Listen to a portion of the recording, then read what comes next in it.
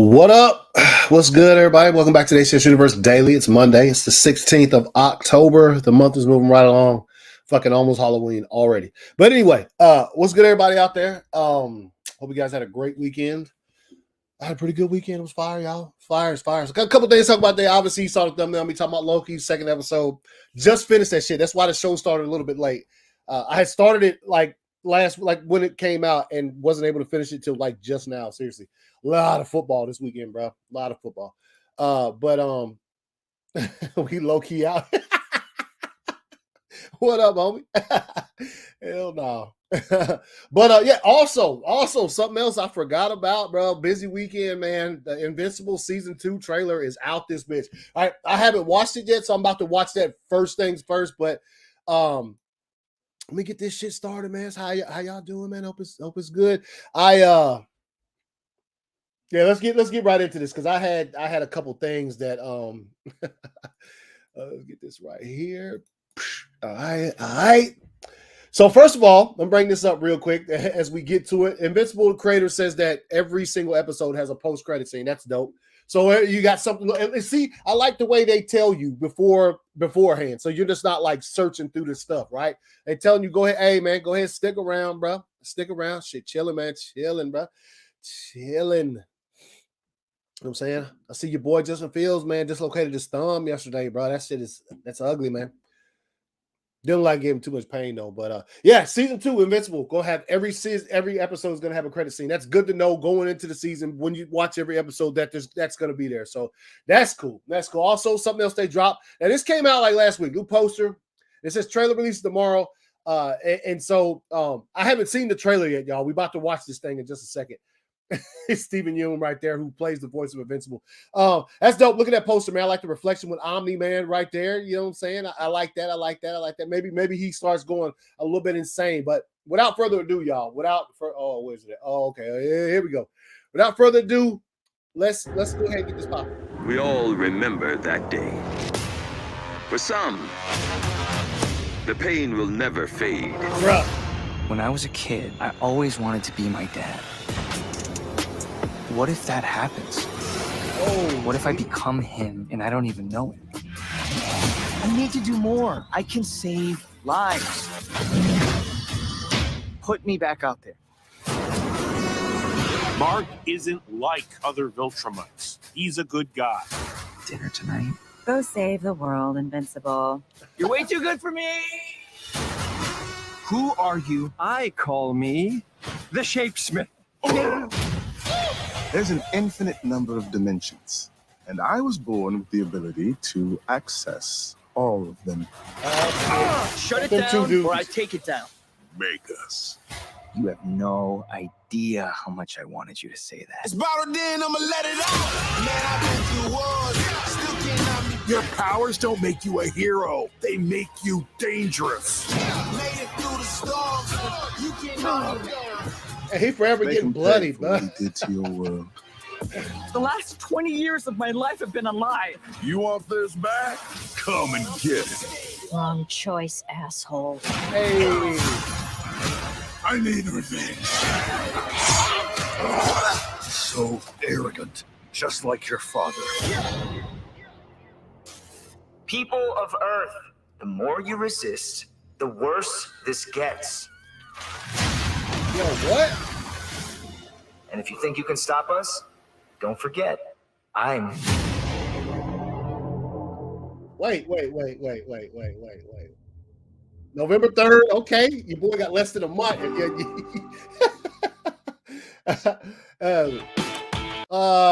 Okay.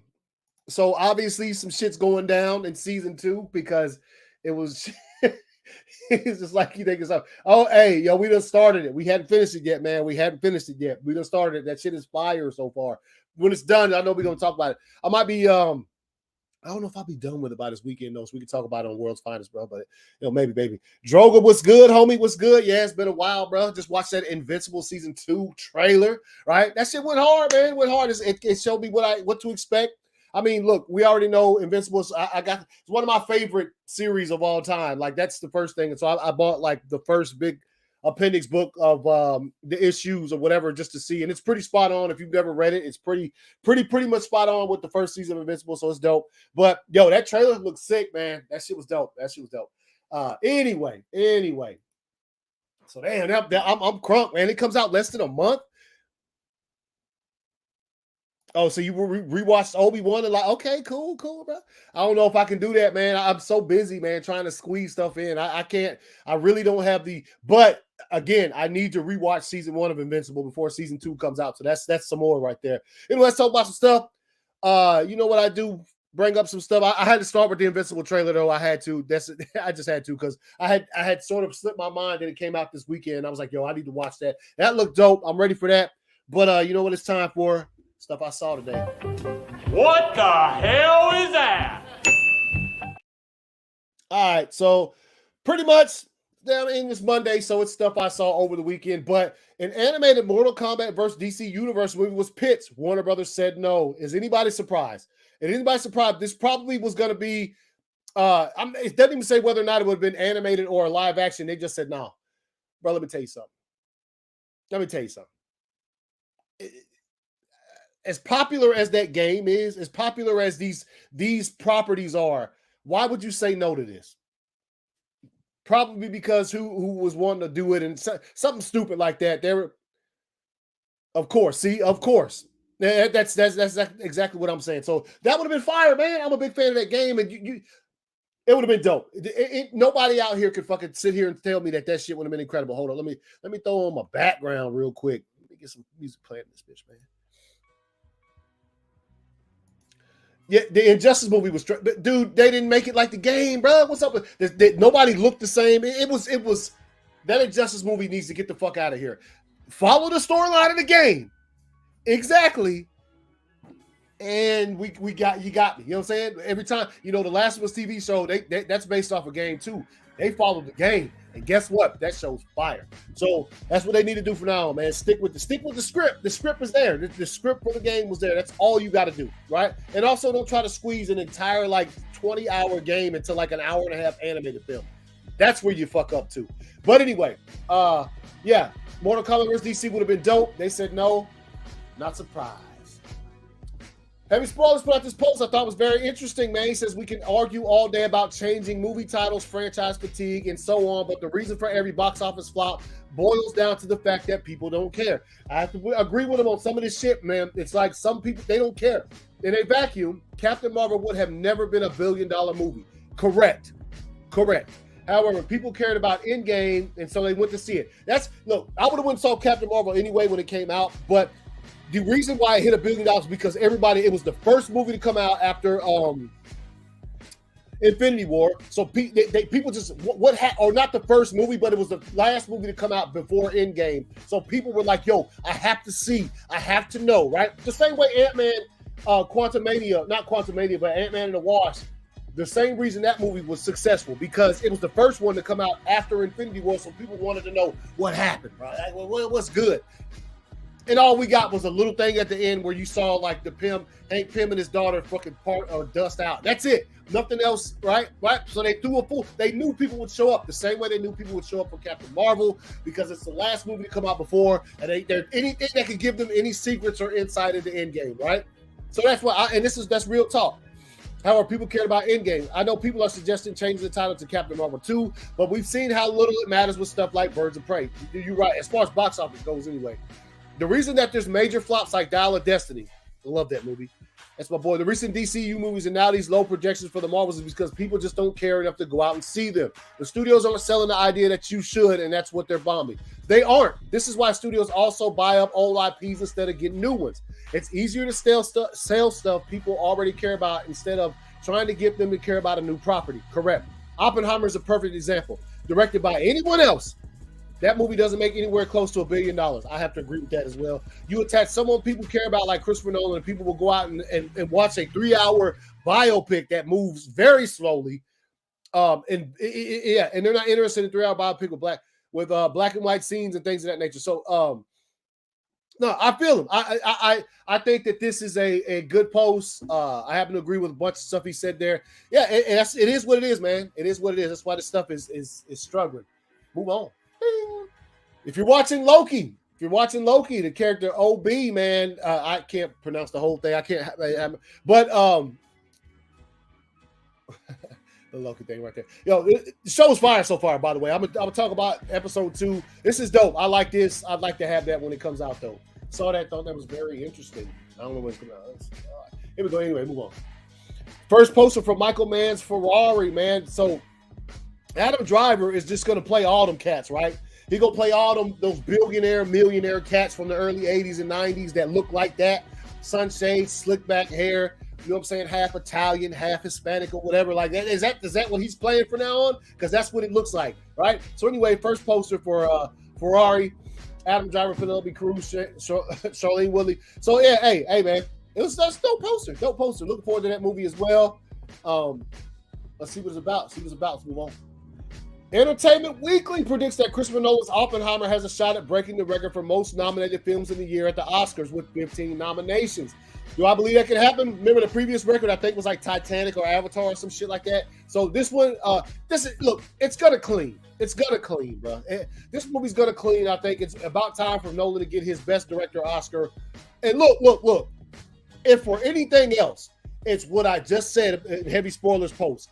Christopher Nolan literally got you guys in droves to go see a 3-hour movie that moves at the pace of a fucking, you know what I'm saying? Like it moves fast, but you get what I'm saying. There's no action scenes. It's not a summer blockbuster. He got people to go see that in droves.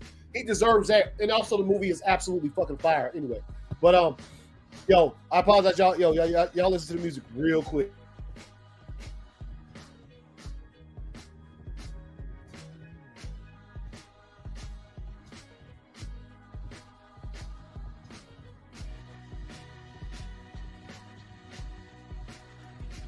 All right, y'all, I apologize. The weather changed. Like this morning was the coldest it's been all year so far. And, coldest it's been since spring started or whatever. And that shit's got me, though. My nose is red. You probably can't see it on the camera, but it's pretty red. I've been blowing my nose all day. It's just the weather fucks with me, man. I apologize. But anyway, so I think when the Oscar stuff comes out for Oppenheimer, I think you're going to see it's going to clap some cheeks, bro. It's going to clap some cheeks. Let's go. Matthew Vaughn, right? Matthew Vaughn been news recently. Got a couple of good movies coming out and stuff. People have a lot to say about him, but Matthew Vaughn quit directing X-Men: The Last Stand after execs wrote a scene to trick Halle Berry into signing on. It said Africa, storm, kids dying of no water. She creates a thunderstorm and saves all the children. I went, what is this? They said, oh, it's a Halle Berry script. I went, okay, because she hasn't signed up yet. The exec said, but this is what she wants it to be, and once she signs up, we'll throw it in the bin. So basically just tricked Halle Berry into signing on for this movie. If this is really true, that's fucking grimy, dude. That's fucking grimy. She probably decided she didn't want to get back in there, and they were like, oh, we get it a bit, and probably told her at the end, oh, we had to scrap that scene. We're sorry, but you're already signed up, so here you go. Anyway, let's move. All right, let's check this out, y'all. Let's check this out right here. A new trailer for the Scott Pilgrim anime has released. Let's check this out as well. I hadn't watched this one yet either, and I love me some Scott Pilgrim. I was waiting for the show today. Let's do this. Hold on. Do this. And let's watch this trailer, y'all.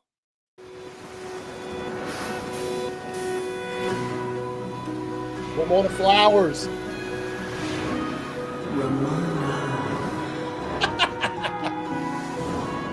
The girl of my dreams? It's time to wake up, dude. I had a dream about that girl again. I didn't care the first time you told me. Care even less now. Toronto, Canada. Not too long ago. Hey, want to go out sometime? You want to go on a date with me? Ramona Flowers has 7 evil exes, all of whom you must defeat in order to date her. What? Scott Pilgrim takes off!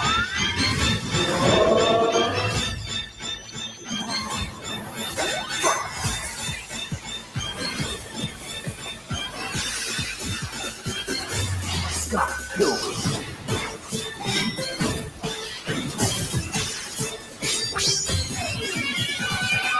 Scott Pilgrim. Ramona Flowers. Matthew Patel. Wallace Wells. Lucas Lee. Stacy Pilgrim. In Seattle. Kim Pine. This info dump was inevitable. Powers, God Ingram, Gideon Gray, Young Neil, Steve Still, Roxy Richter, Nice Cow, Young Neil was awesome. Let's party.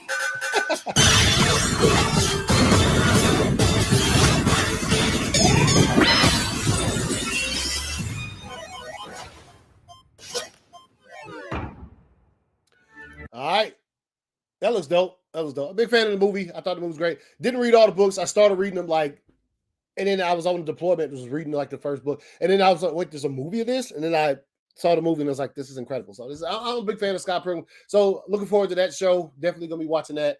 November 17th. November going to be full, going to be fire. Next thing, bam, let's hit this. Ben Affleck will receive the first ever Gotham visionary icon and creator tribute at this year's Gotham Awards. Let's take a look at this. I think this is for Air, which you should already know. I'm a huge fan of that movie. It was fire. It says Ben Affleck's Air to receive the inaugural visionary icon and creator tribute at the Gotham Awards. That's fire.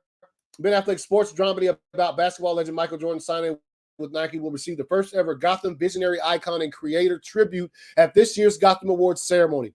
The tribute award was created for this year's ceremony. Also, by the way, y'all grind me out there, man, with the Air. They released it on physical, and it's only on like DVD and Blu-ray. It's not on 4K, which is what I buy, right? So I might have to settle for the Blu-ray, but really want the 4K, so y'all release that shit. But the tribute award was created for this year's ceremony to recognize cultural icons and filmmakers responsible for bringing those icon stories to life. The Gotham will honor the visionaries behind the Michael Jordan partnership and celebrate Affleck's film. This is fire. Hopefully this movie gets some award consideration when it hits. It did come out pretty early this year, though, so that those kind of movies normally sort of get looked beyond when it comes to like award season because they came out too early. People kind of forget. Maybe they'll re-release it in theaters toward the end of the year or come put a campaign together for it. I thought it was worthy of some awards. I thought like the movie was just incredible. Great performances all around. Matt Damon solidified himself as one of those dudes. So all right. It says set 1984. It says Affleck is a two-time Oscar winner for Best Original Screenplay, Good Will Hunting, which he shared with Damon. Best Picture for 2012's Argo. Shared with co-producers George Clooney and Grant Heslov. Following its premiere at South by Southwest in March, Affleck was released in over 3,000 screens in April, grossing over $90 million. The first film was produced under Oscar winners Affleck and Damon's newly launched production company, Artist Equity, alongside Skydance Sports and Mandalay Pictures. This year's Gotham will be the first since the organization announced the removal of the $35 million budget cap. The nominations will be announced on October 24th with the ceremony scheduled. So they probably moved the budget cap so that they could put this movie in there, right? So that's cool. That's cool to see this Ben Affleck's Air to receive inaugural, again, visionary icon and creative tribute at the Gotham Awards. Exclusive. Let's move on. Millie Bobby Brown, right? You Stranger Things fans out there. I myself am a Stranger Things fan. Millie Bobby Brown says she's ready to say thank you and goodbye to Stranger Things. I actually saw this and was like, you know what? Let me read this article and see. But Stranger Things takes up a lot. She says this is Stranger Things takes up a lot of time to film and it's preventing me from creating stories that I'm passionate about. She's ready to move on, as I'm sure a lot of the cast members are. They've been glued to this thing since like 2016 or I think it came out 2016. Stranger Things, maybe, yeah, 2016. I would say summer or whatever. But yeah, so they're probably all ready to move on because they've been glued to this thing for that long amount of time. So I'm not surprised to see this. And the way that they word it makes it sound like she's bad at somebody, but if you actually read the article, it's not like that. She's just ready, man, just ready. Next thing. A bit of context, man. Talking about The Last of Us Part 2 and people like myself who want news about them. It says a bit of context with regards to the current silence from Naughty Dog, and it's something that we need to take into account as to why we haven't seen anything besides The Last of Us Part 1 remake from Naughty Dog on the PS5, right? The Last of Us Part 2 was released June 19th, 2020. The PS5 released November 12th, 2020. It's crazy to think that there was only a 5-month gap between the release date of Part 2 on the PS4 and new hardware with the PS5 being released. Now, if you guys are, looking at this time, why didn't they just wait to the PS5? This has happened before with God of War. God of War 2. God of War was an immensely popular PlayStation game. And then when the PlayStation 2 game. So right at the very, very, very end of PlayStation 2 cycle, God of War Part 2 was released, even though the PlayStation 3 was already out there, had came out like 6 months before. So this is not unfamiliar territory, right? It seems as though they probably started, because it's going to tell you in here how long it takes to make those games. So the PS5 was not probably in development, or probably not at a state where they went ahead and finished it for PS4, kept it on that, and now we'll probably get it. Anyway, it's crazy to think there was only a 5-month gap. I know that it can be frustrating waiting for announcements, and we can all be impatient, me included. But the reasons above have to be a part of the reason as to why we haven't heard anything from Naughty Dog as of yet. Obviously, I'm not taking into account the potential cancellation of factions, as this is part of the story is different to wanting the next single-player title from the studio. The faction discussion, that's different. The Last of Us Part 2 was released very late in PS4's hardware timeframe, and with games of the quality of what Naughty Dog put out into the wild, the waiting game is unfortunately one that we will all have to get used to. True. The Last of Us Part 2 was in development for over 5 years, so it started way before even talking about the PS. I mean, I'm sure the PS5 was in development and being worked on when they started with this, but they didn't know when it was going to come out, right? So they went ahead and did this for PS4. For over 5 years, with over 2,000 people, 350 plus from Naughty Dog working on the game. Games of this caliber take a long time. They do. The saying, good things come to those who wait, is apt in this regard, and I'm confident that we'll reap the rewards very soon in the future. So there's that. That's also stuff I saw today. But anyway, let's move on. There we go with this shit. Let's see. Peter Suit, and another talk. You're going to hear a lot of talk this week about Spider-Man 2. The game comes out on Friday. Your boy will be locked down on that shit this weekend. I'm just letting you know. All right. Like, your boy is playing Spider-Man 2, trying to get as far as I can through the game, man, to be able to sort of discuss it with people when it comes to this. But it says Peter Suit from the end of No Way Home is in Insomniac Spider-Man 2. I can't wait for this game. It's getting, see, Dub. I had to get glasses because I only see one thing clearly. You see that, Dub? This game is going to be huge. It's going to be It's going to be just huge.